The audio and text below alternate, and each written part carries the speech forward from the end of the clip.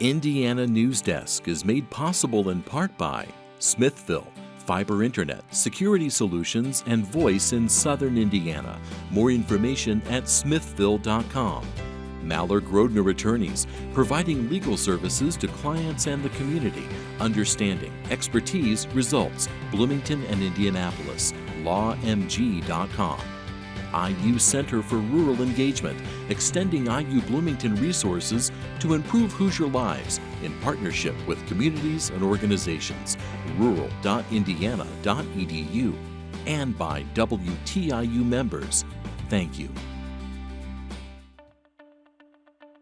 Coming up on Indiana News Desk. Monroe County voters are being asked to approve another school referendum this election. We've had a lot of people attest to us that a free public education currently has costs, and there seems to be a contradiction in that. It's one of the few decisions for voters to make on a ballot of mostly uncontested races. After sitting idle during the pandemic, the Brown County Music Center is on track for its most profitable year ever. It is going to be a very nice chunk of change, probably in the six figures, if not a smidge higher. Ahead, how that money is funneled back into the community. And we get the latest on the ongoing legal battle over the planned annexation of county land by the city of Bloomington. We'll have these stories, plus the latest news from across the state, right now on Indiana News Desk.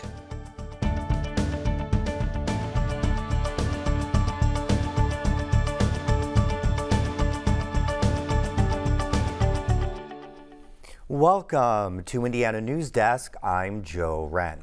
There's not a lot of drama in this year's municipal elections in Bloomington with just one contested race. But for the second straight election, Monroe County schools are asking residents to approve a referendum to raise funds for the corporation.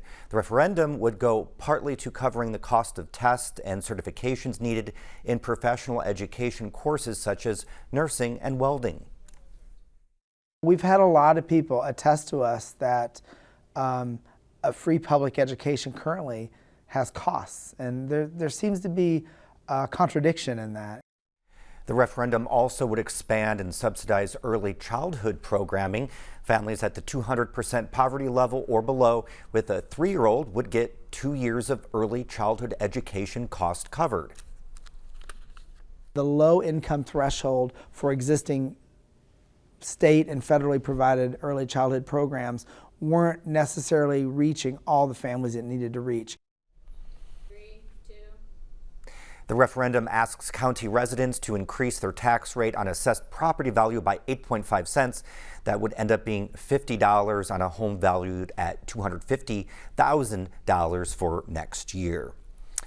Local officials, election workers, and candidates have been busy preparing for the upcoming 2023 municipal election, but as Benta Boutier reports, these off-year elections historically sees lower participation rates. 11 municipal positions and 1 referendum are on the ballot this election in Monroe County. Of those, only 1 race is contested. Brent Heinisch is running for City Council District 3 and is the only Republican trying to get elected. You end up with one institution dominating everything and it becomes reflective of that institution. I think it's important to have more competition because that pushes people to do better. Heinisch volunteered on several campaigns and interned for congressmen such as Todd Young. He studied political science in school. He has some ideas for local policies, but wants to hear from constituents about their needs. I'm going to stand by everything I say on the campaign trail, but new issues I may not have even thought of on the campaign trail could show up, and those will have to be addressed too. So I want to make sure I'm hearing from my constituents so that I can get those new needs as they come up addressed. He hopes bringing a new option to the table will increase voter engagement. David Henry is on the Monroe County Election Board and is the chair of the Monroe County Democratic Party. He agrees a contest of ideas is important. While some districts in town have had the same representative for a decade or more, Dave Rollo comes to mind in his district. District 3 has had, I think, 4 representatives in the past 16 years. Henry feels optimistic because of high Democratic voter turnout in this year's primary, though that's still just about 20% of registered voters. This year, 513 seats in Indiana are listed as no election, meaning those nominees ran unopposed and local election boards decided not to hold elections for those seats. On Election Day, after the polls closed, those nominees would be elected. That includes Steinsville and Ellettsville, where there were no contested races. Of 109 mayoral races, 44 were unopposed. Of 109 city clerk and city clerk treasurer positions, 78 were unopposed. Henry says this can be attributed to Americans politically becoming more polarized, which started in the 1970s. That sorting that's going on, where counties are getting either redder or bluer instead of purpler, if you will, is a challenge. But you'll notice that, yeah, in a lot of ways, Monroe County is sort of a mirror image of neighboring counties where you may see a 90% Republican turnout versus a Democratic turnout. But that is a phenomenon that's occurring. As of Tuesday, fewer than 300 people had voted in Monroe County. Regardless of turnout, lead workers start preparing about 6 weeks before early voting begins, talking layout with the election supervisor, recruiting workers, and onboarding people to work early voting, just to name a few tasks. If you didn't mark it, there's no issue. If you do mark it, then we gotta fill out a form about it. Whether it's a municipal election or a national election, we still get concerned about, does everything match? Has everything been done in accordance with election law? Your standard flow of people coming over here, you're gonna have your rhythm, you all work as a team. Hopi Stossberg, the Democratic candidate for Bloomington's City Council District 3, says it feels weird to be the only contested race on the ballot.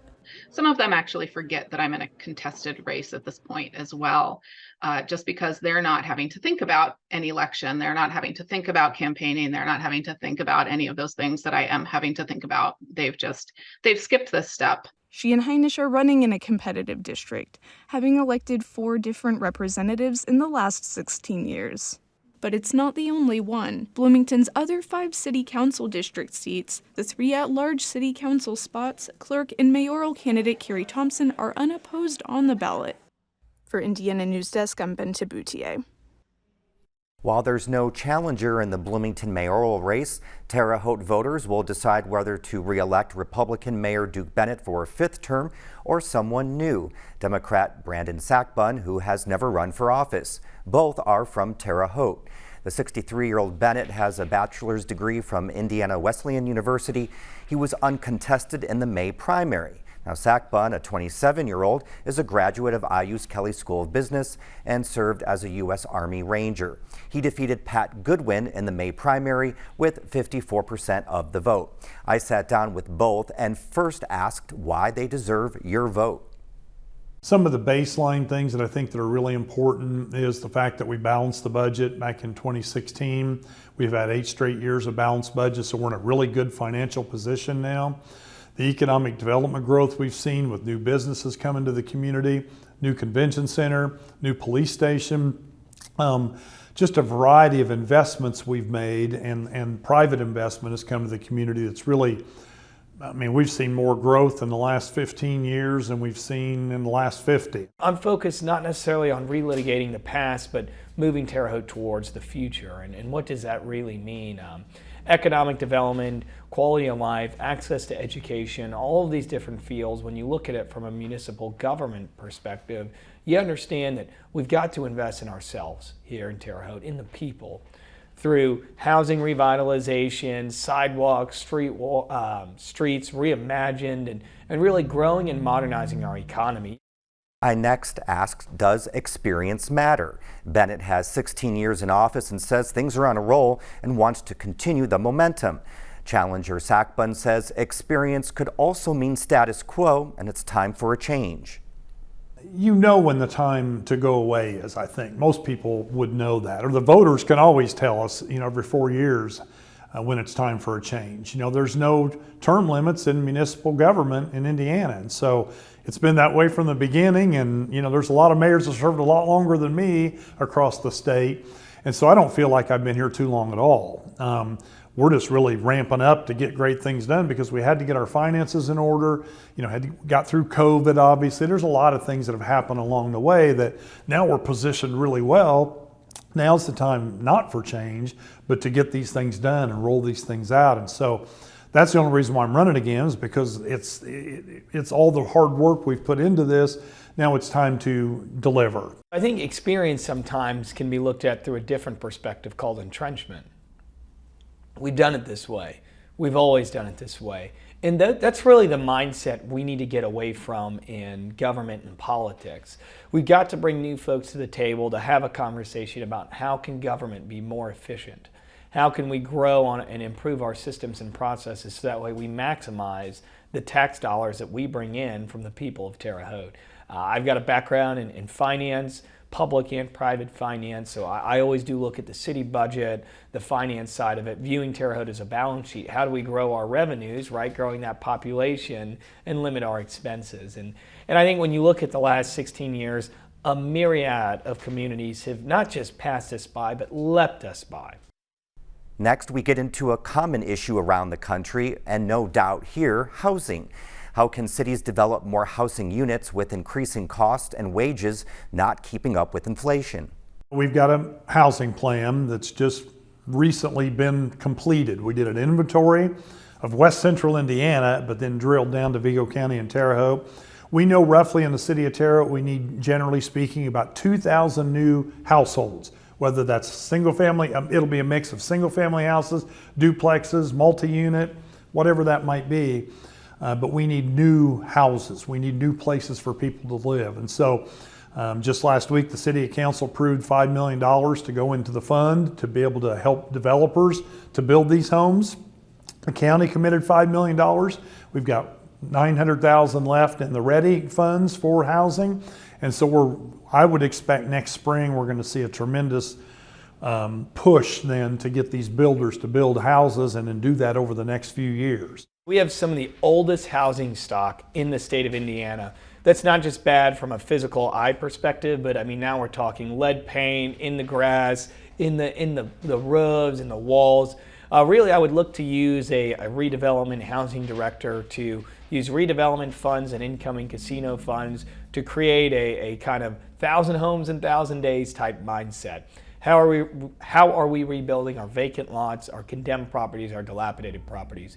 Well, with the rise in construction costs and the massive infrastructure costs to connect to a sewage line, to electricity, again, the basics, government now has to cover some of those costs to make it profitable for our local builders and even out-of-town builders to want to invest in our city.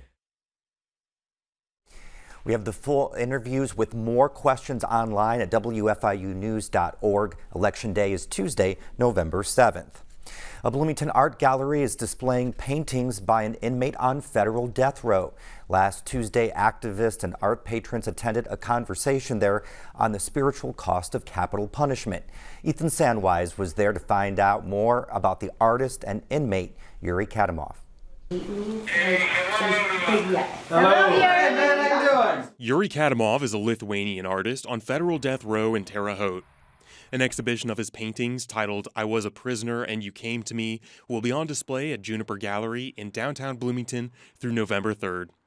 Kadamov has been in solitary confinement without physical contact for 22 years. Because he is a foreign national and his father is a Muslim, right after September 11th, he was put into sort of extreme domestic terror protocols where he was not allowed to speak or touch anyone. When he was finally able to speak again, his vocal cords had atrophied. Martini Eiler is Kadamov's minister of record. If Kadamov is executed, Eiler may be at his side in the death chamber. He wants to communicate what making art means to Kadamov. I'll look up and I'll be like, damn it, I exist. Like, look, that proves that like I'm a human being. I still am a human and I still exist. So his work for him is existential in the most literal way. Although they can't see each other, Kadamov teaches art to other prisoners on federal death row. As an inmate, the tools Kadamov can use depend on the whims of the prison. He's been consistently limited in what access he has. So now he can have like one color at a time other than black and white, so he's kind of forced into a limited palette. Kadamov incorporates elements of his cell into his art. Chips of plaster from the walls, photographs and clips of letters from the mail. Without printmaking supplies, creating a single graphic t-shirt requires days of labor. I think he spent about 50 hours on each of these t-shirts, so it's an act of love on each of them, yeah.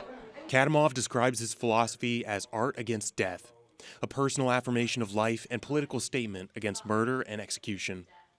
Every piece includes a representation of a piece of rope given to Yuri by another inmate to hang himself. He considered, like, should I kill myself right now?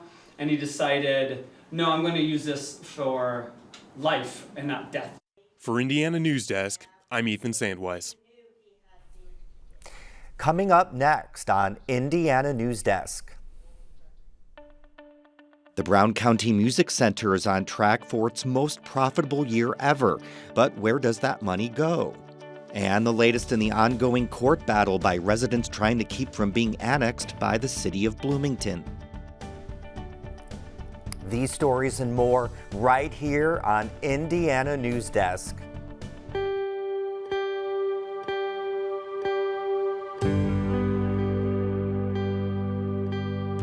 I have always believed that people are at the heart of every story we tell. Any story or interview that makes people who watch it say, you know, I hadn't thought of it in that way. That, for me, is gold. I like to be able to leave the viewer with some sort of emotion, whether it's outrage, whether it's someone overcoming long odds, telling a big story through an individual story.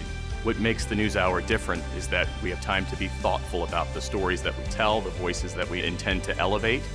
I know the role that good journalism plays in making all of us feel more connected to each other, in helping all of us understand each other a little bit better. I see this as a mission, and I see this as a service.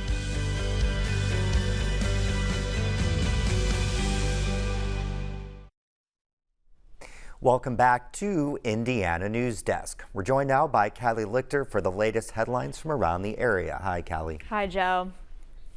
A court hold on Bloomington annexation proceedings for areas designated 1A and 1B was lifted Thursday and can now go to trial. The trial had been put on hold pending the outcome of a case filed by the city of Bloomington against the state regarding the constitutionality of a 2019 law about how remonstrance waivers were counted. But on Wednesday, the city said it would waive any defense concerning the constitutionality of the 2019 law and any appeal of the local case. A trial has been scheduled for October 23rd. The Indiana Department of Transportation wants to make several changes to East State Road 45 on Bloomington's east side. They include widening the street and adding left and right turn lanes, bike lanes, and sidewalks on the road from the State Road 46 bypass to the intersection of Pete Ellis Drive and Discovery Parkway. INDOT also wants to replace current traffic signals and add more pedestrian signals. Construction is expected to begin in November 2024.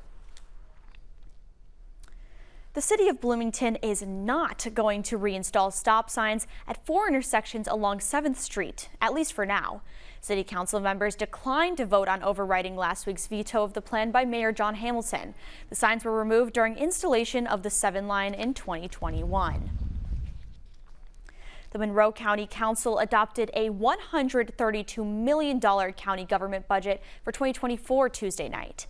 As part of the budget, the council approved 8.5% raises for county employees and elected officials based on the increased cost of living. Council member Marty Hawk voted against giving raises to elected officials. We started out hearing from the commissioners, well, everybody can have 8.5. Then we heard at that very first meeting, oh no, we're going to be way in the deficit. Hawk did support giving employees raises. Most county funds will receive incremental increases next year. The Environmental Protection Agency plans to clean up debris at the site of a massive fire in Richmond next month. Indiana Public Broadcasting's Rebecca Thiel reports the fire at the former plastics recycling business in April displaced more than 1,000 people and sent harmful smoke and debris into the air. EPA on-site coordinator Jeffrey Wazak says the agency will clean up material that caught on fire as well as scrap metal and other debris on the property. We're going to have to wet it down to make sure that we don't have any of the contaminants go into the air. The major contaminant of concern that we're looking at right now is the asbestos that was in the building. The agency already removed debris that fell in people's yards from more than 300 properties in the area, including in Ohio. This latest cleanup is expected to cost $2.8 million. That money will come from federal taxes until the EPA can get reimbursed by the party responsible for the fire. We will start our cleanups and pursue responsible parties while we're doing them, and we do that because of the nature of the cleanup and that it needs to be done sooner rather than later.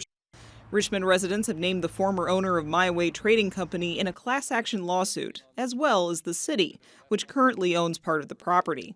For Indiana Public Broadcasting, I'm Rebecca Thiel. Traffic fatalities in Indiana are up 17% over the last 4 years. However, the number of speeding tickets and warnings in Indiana went down 12% during that same time. Lawmakers were told it's not because drivers are slowing down. We don't have enough officers on the road to enforce that. You can't pull everybody over. And so it's that cultural shift. It's that understanding that, faster cars equate to more fatalities. Besides speed, McDonald says impaired driving is a major cause of crashes and deaths. And Joe, he says drug-impaired driving now exceeds alcohol-impaired driving. Very interesting. Callie, thank you so much. Thank you. Well, after being closed for nearly 2 years due to the COVID pandemic, the Brown County Music Center is on track to have its first profitable year. Some residents want to know if those funds will help the community the venue resides in. Clayton Baumgarth reports on how an initial investment of tax dollars is going to give back to Nashville in 2024. Since being built in 2019, the Brown County Music Center has become a fixture in Nashville. Business owners like Damon Sallow at Hollypot Stoneware love seeing who comes to play the venue. In my opinion, the Music Center's been a great thing. I've been to see several shows there. It's a wonderful venue, not a bad seat in the house. They seem to attract a lot of good talent. Community member Lori Farley says the center keeps the town busy. Ever since they built the music center, we've had lots more business. Like the hotels are full, the restaurants are having lots of business, the stores are having more tourism, people shopping. So I'm really, really pleased with it. But from the beginning, not everyone in town was on board with the venue. Jonathan Willis is a resident and hobbyist musician from Nashville. Personally, I was one of them.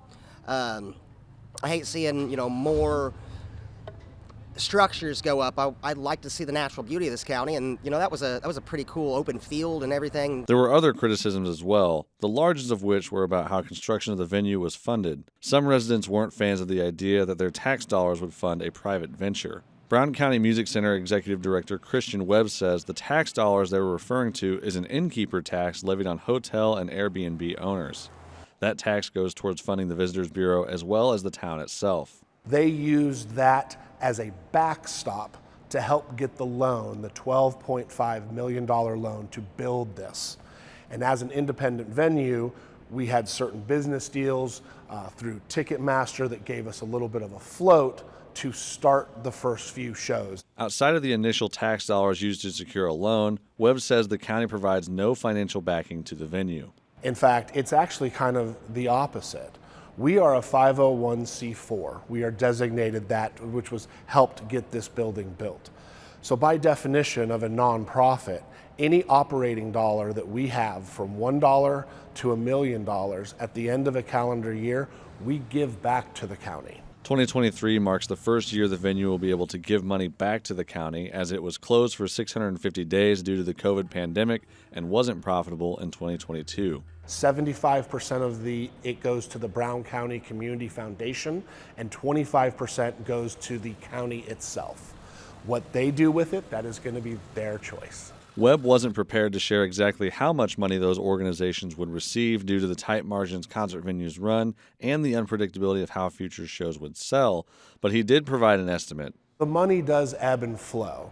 I will tell you it is going to be a very nice chunk of change, probably in the six figures, if not a smidge higher. As for what those dollars get used for, the CEO of the Brown County Community Foundation, Alice Suze Michael, says the funds will be further split for disbursement. Part of those funds might go into more permanent endowment so that the charitable gifts can live in perpetuity and endure, while some are used for immediate needs within the community. Some examples she gave of ways they've previously granted out money include providing radios for the volunteer fire department, helping fund the building of the town library, and providing additional funding for projects at the local police department and the Brown County Solid Waste Management District. As for the other 25%, county commissioners will be able to use those funds as needed for whatever projects residents feel are important to them, such as road resurfacing or sewer system improvements. Susan Michaels says the splitting of funds in this way go a long way to helping the Nashville community. Collaborating with an entity like the Brown County Music Center and the individuals involved there, it's an amazing collaborative effort that I would love to see replicated, in other areas as well. For Indiana News Desk, I'm Clayton Baumgarth. And we're halfway through the Indiana football season, and head coach Tom Allen still has a quarterback controversy on his hands. Allen says whoever starts Saturday's homecoming game against Rutgers will be the starter the rest of the way. He's just not saying who that will be. We're trying to do a great job as a staff to help him and everything we can to help him make good decisions and help him be able to have enough on his plate to be multiple, but also simple enough to be able to allow him to execute at a high level. Saturday's game kicks off at noon. That's the end of this program, but our work continues online at WTIUnews.org. Have a great weekend.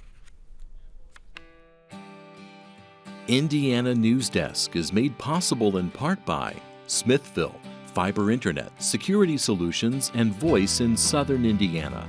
More information at smithville.com. Mallard Grodner Attorneys, providing legal services to clients and the community. Understanding, expertise, results. Bloomington and Indianapolis. LawMG.com. IU Center for Rural Engagement, extending IU Bloomington resources to improve Hoosier lives in partnership with communities and organizations. Rural.indiana.edu. And by WTIU members. Thank you.